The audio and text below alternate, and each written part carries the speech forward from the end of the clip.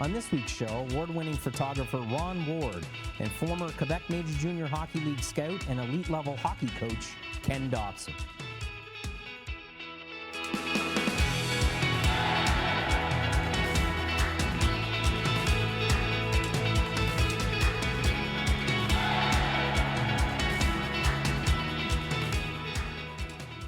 Ron, the journey into photography really started with a journey to Florida and a wish at Christmas.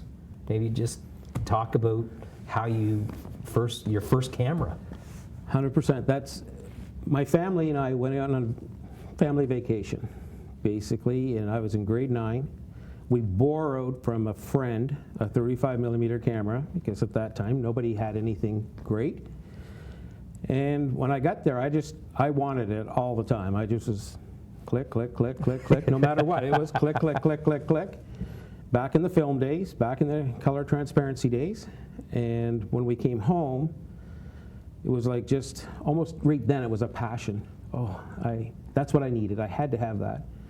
So I asked could I get a camera for Christmas, which again, way back then in the 70s, and people worked really hard, and I asked for a Canon AE1 because Yvonne Lendl was photographed with a Canon AE1.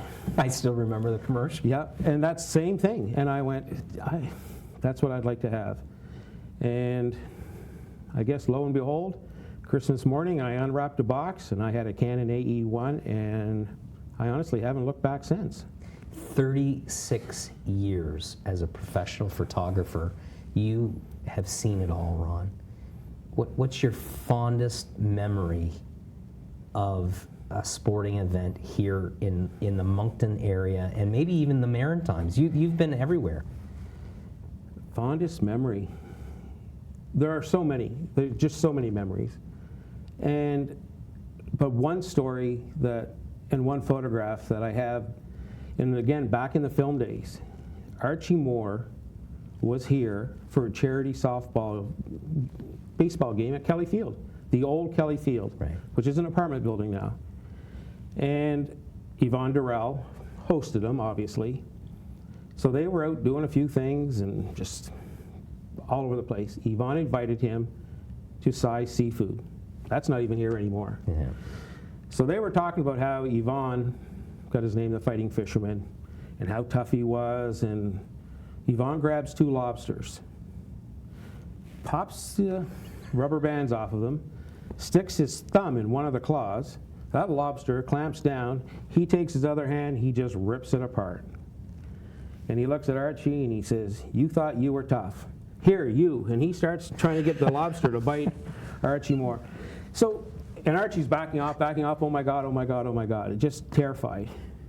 And it was, so that's just, again, it's not like a FIFA Women's World Cup. It's not a Memorial Cup. It's not, that's something that I've never forgot, and how that man knew how to entertain. Capturing a moment, what makes that moment unique in your mind, and how many, if you do travel to an event, on average, how many photos do you take? Not as many as most people in the digital world. And I say that. I grew up with film. In the film days, every roll of film you had to process it. Every roll of film, you had to go through it with a magnifying glass and try and find it, and then print it, then dry it, then, get things done, then spot it. Not as easy as in the digital world today. So again, I'll go to a hockey game and take 70 shots. And I know that I had predecessors that worked with me at the Times and Transcript that would go and shoot 400 and 500. And my thought was, the more that I have to look through, the more I have to retouch, the more I have to try and find. And so my thought was always to concentrate, always try and anticipate the play, whether it be on the baseball field, the football field, the hockey, on the ice, and anticipate. And if I'm watching the man with the puck, I'm probably going to miss where he's going to pass it and who he's going to pass it to. So you just kind of always watch that. Technology. How has technology helped your trade and your profession over so many years? just made things faster, I guess. It's helped, but it's also been a hindrance because we're in a world of, I want it right now. And I think that I have to see it right now. Instant gratification. So there's pros and cons to that, I feel, personally. But for me, not dipping your hands in the chemicals anymore that we did for years and years and years, and never worried about what we were breathing in or what we were touching. We just would rinse off our hands, take the prints, and race to the newspaper or wherever it had to be. So that kind of stuff, it has helped in that way. Did you ever think and ever imagine when you first developed that passion that your photo, your moment in time that you captured would go across the Maritimes in print? No, it was just more of covering the events, seeing the people, getting to know everybody. Working for a newspaper was just phenomenal. The amount of people you got to meet, the amount of celebrities, but celebrities are just people. I always say politicians are just people.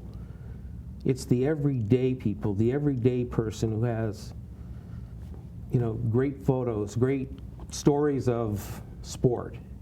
I look at going to a Canada Games in the late Geneva Willis and watching her in London, Ontario playing, and I was there for that. She just dominated. Here's a young woman from Irishtown who just dominated to go and to play for Team Canada, to go on to university. But even back then, you looked at that person and going, ooh, that kid can play. And she wanted the ball. Right. She wanted to be at bat with 2 out and down in the 9th, inning. I want to be there. I want to be the one. And so those people are who leave the lasting memories. To have all access, to go behind the scenes, to catch all the intimate, interaction with those celebrities and, the quote-unquote superstar. What does that mean to you personally, and what has it for really 3 decades, Ron? What is it? Not a lot. They're just people. Yeah. They're just genuinely good people. A Sidney Crosby, and you go and Pittsburgh's having their training camp here a few years ago, and he just treated everybody like fantastic. I don't know how else to describe it other than just saying, so they're just everyday Joes. They get pestered a lot probably and such, so I guess my job is to stay out of sight, out of mind, get your image, get what you need, and hopefully they didn't even notice you were there. And that's what I always have tried to do. How competitive is the world that you lived in and still are? How competitive is that? And is there a competitive edge just like in sport? Oh yes, for sure. Everybody wants to get the best shot. Everybody wants to get the best image. You go to the CFL game just here recently on August 25th, and you're there and you're photographing. You're kind of working with Andrew Vaughn from Canadian Press from Halifax, but you want to get the better shot than him. And then you got a guy that's here from the island and doing stuff to show, for the paper there and that kind of, it's like we're side by side, but you're kind of hoping that they miss it. You're kind of hoping that they didn't turn properly. They're kind of hoping, because again, as I said earlier, you have to anticipate what's that quarterback going to do once it's in his hand. Is he handing it off to a running back? Are they going to the left? Are they going to the right? You look at what player is heading deep downfield.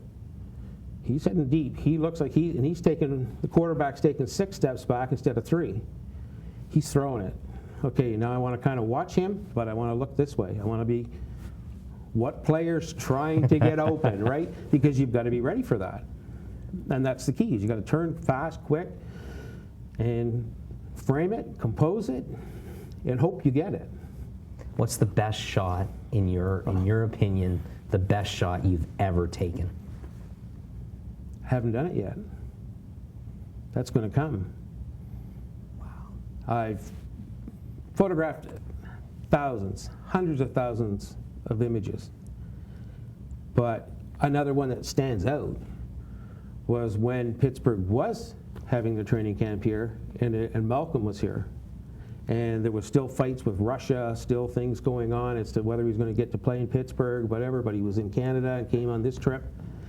And he gets dumped behind the net.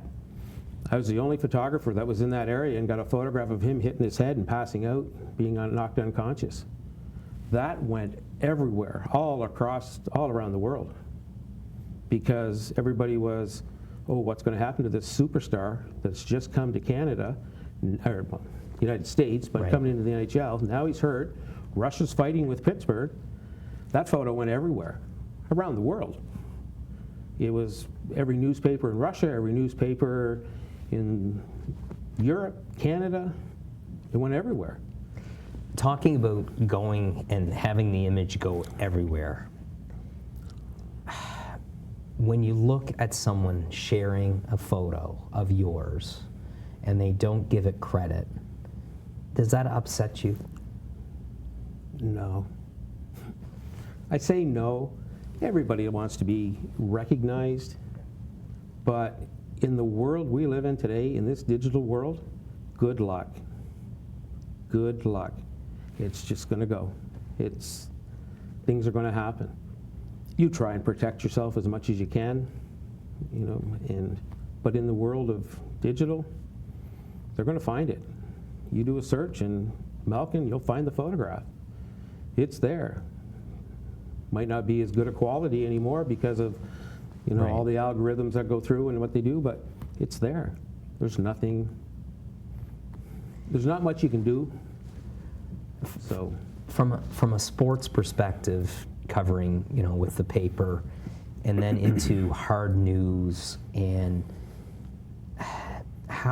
what toll did that take on you on a personal level, having to really cover those news stories and to be there where you don't necessarily want to go? Again, it's your job. You don't necessarily want to be there per se, but at the time, you're a professional and you do your job and you cover it the best you can. June 4th, a few years ago here in Moncton, a prime example. No one wanted to be there, but I left home at shortly after 7. I was home that evening and went home 36 hours later and was inside and behind the scenes and doing everything. It's sad. It's sad to see, and you do it, and you try and do it to the best of your ability, and you think about it later. What toll did it take? It's difficult. I had seen one of the officers earlier in the day, and we were just chatting at Tim Hortons for a few minutes. And he spoke about barbecuing that night. And then when you read the stories and see all the final stories, he was barbecuing when he left. It's sad. But you have to remember and you have to look on, and everybody, you have to move on. Everybody needs to move on. Whether you'll never forget, but you do have to move on. How rewarding, Ron, has it been to be behind the camera for so many amazing events here locally? Second to none. To know that you're there capturing history, capturing a moment, capturing the thrill of victory and the agony of defeat, to go back to the ABC Wild World of Sports line, Like, I'm old enough to know that. But that being said, it's what it is. In sport, there's a thrill of victory and the agony of defeat. And sometimes the story is actually the defeat more than the victory, depending on who's playing. Well, Ron, you've captured so many moments in time. Your body of work is truly extraordinary. Thanks so much for taking the time today. Really appreciate it. Thank you.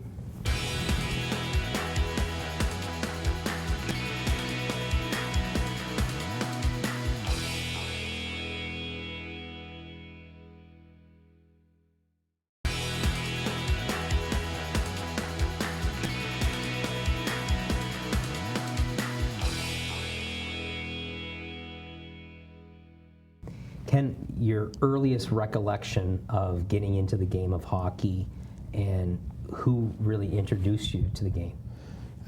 Interestingly enough, it was a late entry. I was 12 before I actually physically skated for the first time, and I had a few friends at school that wanted to play. I wanted to try to join in with them, but before my parents made the big financial commitment to playing, they told me I had to go to hockey school first. So I had to do a week-long hockey school, and I went to Alan Andrews hockey programs, infamous Andrew hockey programs. And I brought all my gear. So they wouldn't buy me any gear until they knew for sure I was going to play. So I borrowed gear from cousins and friends and all the different places. And I had a stick that was 2 feet over my head. I had a helmet that could spin right around on my head. I had 2 different size skates. The day before the first ice session, we were in a campground, and they were teaching me how to put on my hockey gear at 12. I mean, you look at today's day, I mean, kids are starting at 3, 4, and 5 skating. I was learning how to put my hockey gear on at 12 in a campground. And went to the rink that first day. My dad went home to work. My mom stayed with me. I didn't get around the ice surface once that entire week. And kids are whizzing around me pretty good at 12. And interestingly enough, there was a gentleman there, Dave Tucker Flanagan. So Dave Flanagan is an Islander, was drafted by Detroit, played for Adirondack, and he was an instructor on the ice at that time. And every day we were on the ice, he took me aside and he'd work with me, and he tried a few different things and just kept me enough to stay engaged, and looked for me every time we got on the ice. We had 3 ice sessions a day and looked for me every time. So we get off the ice at the end of the week, and my dad's coming over to watch the big game on the Friday night at the end of the week, and he's talking to my mom, and my mom's trying to settle down expectations of my old man. And I remember that first day I came off the ice, tears were rolling down my mom's face because she was watching everything going on. And then by the end of the week, Dad came over, and I barely touched the puck, didn't get around the ice. And at the end of the week, they said, "Oh, at least we tried, we did it, and everything else." And I said, "I want to do this forever," and fell in love. And I associate Tucker to that, and I've met Dave. I mean, I've talked to Dave lots after that, later in life, as an older gentleman, coming through and talked to him. And I referenced that story because if he wasn't on that ice that day or those 5 days, I'm not sure I ever would have stayed in the game of hockey. And I went back every year after that, and I started playing recreational hockey, and I played the last 5 or 6 years of competitive hockey that I could. I kept going to Alan's. Alan became a mentor of mine, and I worked at his hockey schools through college, and he gave me my first full-time job outside of college when I graduated. Wow. What an interesting journey at 12. At 12, yeah. And like you already mentioned, Ken, people are now at 12 starting to specialize. Yeah, I mean, highly specialized. I mean, they're playing 12 months a year, or at least 10 months a year at that time. They're highly skilled in all facets, even athletic skills, body development, all of it. I mean, it was, and it wasn't that much for the 12-year-olds when I played, because I was in a fundamental program, so I wasn't in anything of high performance. But there was enough of a fundamental skill that everyone could get around, and I've been playing for 4 or 5 years, right. And. Most people that when they ask about me or talk about hockey, they assume that I was a good hockey player and I played. I'm not a very good player. I was never a good player. I was competitive enough. I focused on intangibles because I felt I could control those more than I could control the actual skill set. I knew I wanted to be a coachable kid. I knew I wanted to be the hardest working guy on the ice because I could control both of those. I couldn't control whether or not I was going to get better at stick handling, or if I was going to be able to be the middle of the pack skating, or if I'd even be able to skate backwards that season or not. But I knew that I could be on the ice on time. I knew I could be coached. I knew that I could work hard, and I knew that I could make an impact some way. And those were controllables to me and what I focused on. Well, you mentioned an impact.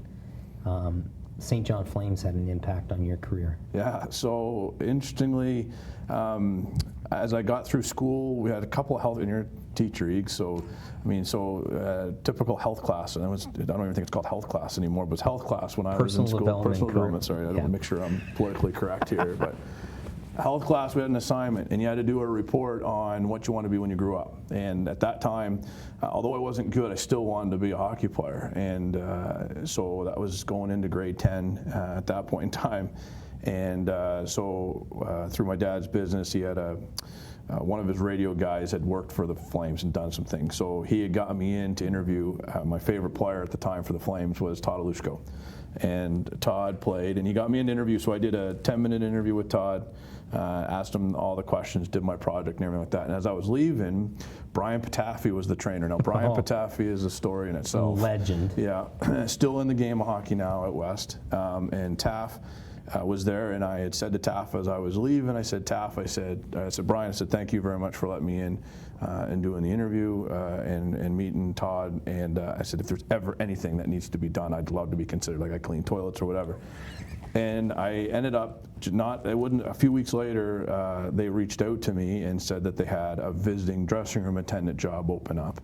And Dave Kelly, who you've referenced all through this show and Eags and outside of this and everything else, and DK was there. He was the home dressing room attendant. And so I started there in 1995, I think it was. So first year, and I spent all 3 seasons and met some incredible people, incredible coaches, incredible players, incredible people that have lifelong friendships. Todd Alushko and I still talk today. And Todd, I go to Toronto every now and then, and Todd, I always meet him for a beer, and he still recalls that interview that I did, and that's how I got into the Flames side of it. So, And from the Flames, as you know, in the American Hockey League, that kind of created that passion. The passion was already there from 12 on, but sports management side, and then Hockey Canada. Yeah, so Stu McDonald was the director of hockey operations for the Flames at the time. Stu is now vice president of the Edmonton Oilers, and when I knew, I mean, the dream of being an NHL player, the reality of it, and my old man's pretty strict. I mean, the reality is, let's have a couple other options on the table. So as I was starting to explore what I want to do in college and university, I met with Stu. And in a conversation, he took a sports business program through Durham College, which is in Oshawa, and did a little more research on that, and really found that that's something that would intrigue me in it and interested in it, because I figured again I could still stay a part of the game. I moved, I applied for Durham. They didn't accept out of province students, so I went to Sarnia, Lambton College, took a sports facilities diploma there, and went there. I stayed involved with the Andrews program and mentored under Alan a little bit through program development and coaching and some instructing as I all went through on that stuff. I stopped playing. I played 1 year junior A in Ontario, and that's interesting enough back in the early 2000s. And then I started my coaching. So I took my first coaching course at 18. I had my high performance one at 20.